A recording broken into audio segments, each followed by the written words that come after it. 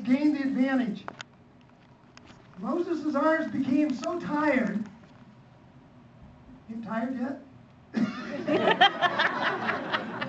Moses' arms soon became so tired he could no longer hold them up. So Aaron and Hur found a stone for him to sit on, and they stood on each side of Moses, holding up his hands. So his hands held steady until sunset, and as a result, Joshua overwhelmed the army of Amalek in battle. How you doing?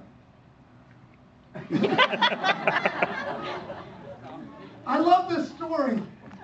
I love this story because here we see a battle going on, and the battle is seesawing back and forth. It's a fight. Do you ever feel like the battle in your life with Satan? Back and forth. Sometimes you win, sometimes you lose, right? And at times in this battle, Israel would appear like they were winning. And then the Amalekites would look like they're winning. And finally, the issue of battle was decided because when Moses lifted up the staff of God in his hands in prayer on their behalf, Israel prevailed. When he lowered his hands, the Amalekites prevailed. And the soldiers on the field of battle were not determining the issue of victory. What was determining the issue of victory? The prayer, the power of God. Moses and Aaron and Hur praying for them on the mountain. They were playing an important role. He's biting his lip. Moses, unlike Patrick, was an old man. And he grew weary as he was holding up the staff of God. And Aaron and Hur got a stone for Moses to sit on. And they stood on either side and they held up his hands so that they would be steady. All right, Reed and Corey, come here. And bring a chair with you when you come.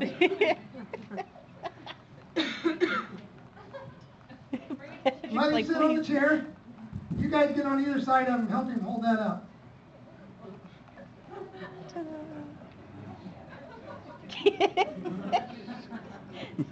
How often do you feel like Patrick was feeling up here in your struggle with life and with giving into temptation and sin?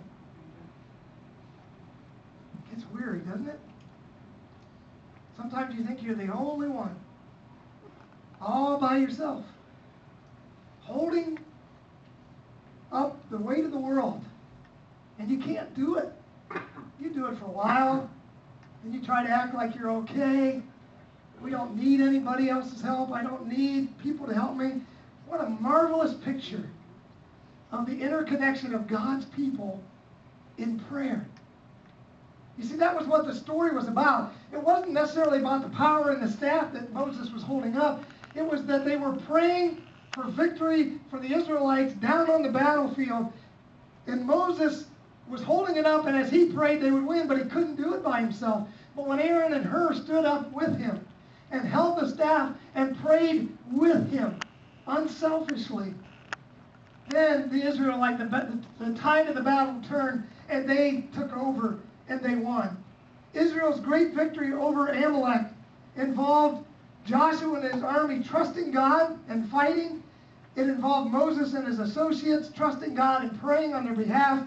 And then it was the fact that God would take care of the rest. What a great picture of what it will take to gain victory over Satan. I think these guys could probably stand and hold this for quite some time. Patrick was about to give in. You guys were feeling really bad for him, and you think, how mean is Pastor Brad? Pretty mean. My wife said it before I did. I'm not going to be mean to her anymore. She knows how to defend herself. I wanted you to feel that. I wanted you to feel his pain. That's why I made him hold it that long, because I wanted you to realize that's what it's like, and you know that's what it's like. And I wanted him to get close to the point where he wasn't going to do it no more. I was actually hoping he'd wouldn't make it, but he did good. He did good. What a picture of what it would take for us together to gain victory over Satan. I want to focus today on the unselfish prayers of